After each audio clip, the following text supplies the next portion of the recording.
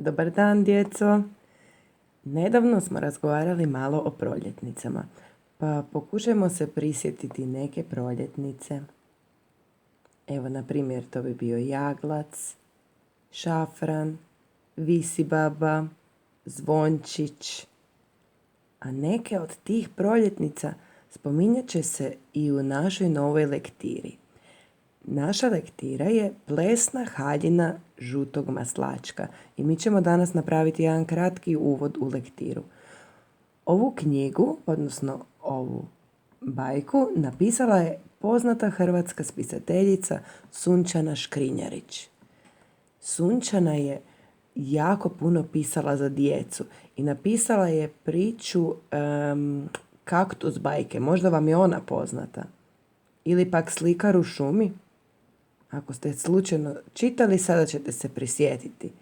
Ona je jako poznata jer je napisala scenarij za prvi hrvatski dugometražni crtani film, a on se zove Čudesna šuma.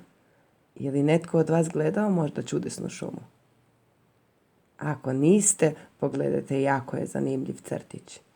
A dobila je i mnogo nagrada. Dobila je nagrade za književnost, nagradu Grigor Vitez, nagradu Ivana Brlić-Mažuranić. Bila je jako poznata, draga djeco. Jako je lijepo pisala. Pa sada idemo mi malo vidjeti kako je to pisala naša Sunčana Škrinjarić. Ovdje imamo jedan naslov, Cvjetni bal. Taj naslov nalazi se na strani 130. Pa ćemo mi napraviti kratki uvod u lektiru čitajući jedan ulomak iz te naše bajke koju ćemo čitati. Pa idemo vidjeti koje to svo cvijeće se spominje u ovome tekstu. Možete prvo poslušati sa mnom, lijepo ovdje kako čitam, pa onda otvorite stranu 130 i pročitajte i vi. Krenimo zajedno. Može? Pratit ću lijepo olovčicom, a vi pokušajte čitati sa mnom. Plesna haljina žutog maslačka.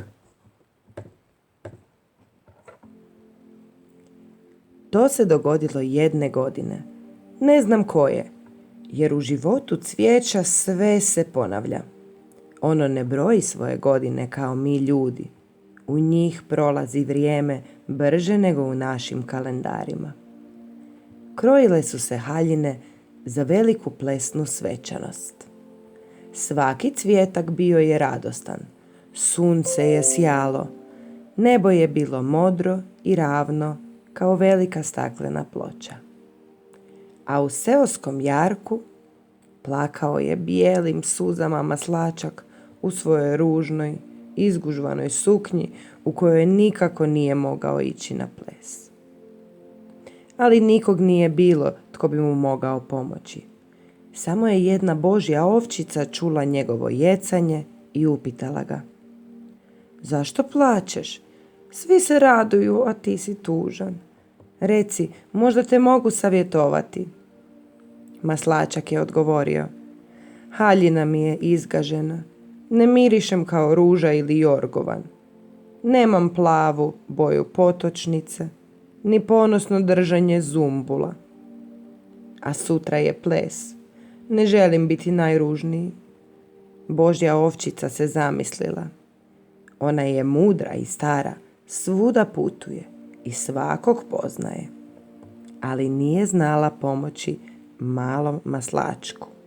Samo je rekla: "Sazvaću sve kukce i pitati ih za savjet. Sigurno će ti netko od njih pomoći." Evo djeca, to je bio jedan ulomak u našoj lektiri. Ja se nadam da vas je on malo zainteresirao i da ćete lijepo već danas krenuti čitati lektiru koju sam ja poslala vašim roditeljima. Ona je na internetu, našla sam je tako lijepo iskeniranu, pa ne morate posuđivati knjige, znam da je to sada malo teže u ovom trenutku, ali evo, mi smo se snašli. Ta knjiga je meni jako draga jer ima lijepe ilustracije, odnosno jako je lijepo osim što je lijepo napisana, jako je lijepo i nacrtana. Nadam se da će se i vama svidjeti. A idemo mi malo pozabaviti se ovim tekstom. U ovome tekstu spominje se razno cvijeće, spominju se i neki kukci. Jedan od kukaca je Božja ovčica. Znate li što je to Božja ovčica? Ovdje desno dolje vidite. To je bubamara. Puno raznog bilja i puno raznih kukaca naučit ćete kroz ovu lektiru, a ja to prepuštam vama da otkrijete. A mi ćemo se malo pozabaviti ovim tekstom i ispisati ćemo neke stvari koje su nama zanimljive. Pa sada, na primjer, pogledajte ovdje. Ova riječ cvijeća. Zanimljiva mi je zato što bismo je mogli napisati cvjeća, ali to bi bilo pogrešno jer ona u sebi sadržava i cvijeća. Pa da bih ja sad to vas malo naučila ili podsjetila za one koji to već znaju, odlučila sam da ispišemo sve riječi oko kojeg bismo se mogli malo zabuniti. Pa osim cvijeća, tu se nalazi i riječ koju imamo. Cvijet, zatim imamo riječ vrijeme, vidite? Vrijeme. Na taj sam način ispisala još nekoliko riječi. Pogledajte ovdje u bilježnici.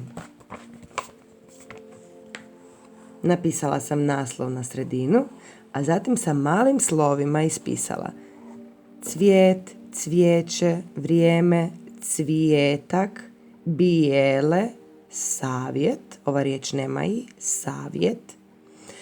I mislim da je važno da ih napišemo i da ih dobro zapamtimo. Da zapamtimo kako u njima ide slovo i. Cvijet, cvijeće, vrijeme, cvijetak, bijele, savjet. Znate li što je zanimljivo? Kada izgovaramo cvijet, mi ovo i ne izgovorimo, samo ga zapisujemo. Cvijet, cvijeće, vrijeme, cvijetak, bijele. Razumijete? To i se ne čuje kada izgovorimo, ali moramo ga zapisati. Osim toga, u ovom našem ulomku iz naše lektire nalazi se i mnogo riječi sa slovima č i č. A ja sada imam zadatak za vas. Pronađite riječi koje imaju č ili ć i ispišite ih u vašu bilježnicu. Ja sam ovdje krenula. Cvijeća i svečanost. Pronašla sam ih u tekstu, a išla sam malo po malo. Tražila sam č i č i tražeći č i č pronašla sam cvijeća, pronašla sam svečanost, ali sada vidim da mi je jedna promakla. Pa maslačka. I u svome udžbeniku lijepo zaokružite riječi koje imaju č i č i ispišite ih u bilježnicu. Molim vas, upišite maslačka jer to je jako važno. Ipak o maslačku ova naša lektira i govori. Evo ga, djeco, priča se nalazi, odnosno ulomak iz naše bajke se nalazi na 130. strani. Njega ćemo vježbati čitati. Pokraj njega upišite č. Zaokružite sve riječi koje imaju č ili ć i ispišite ih u svoju bilježnicu. Za lektiru imate 2 tjedna vremena. Mislim da će vam to biti sasvim dovoljno jer nije jako duga knjiga. Doviđenja!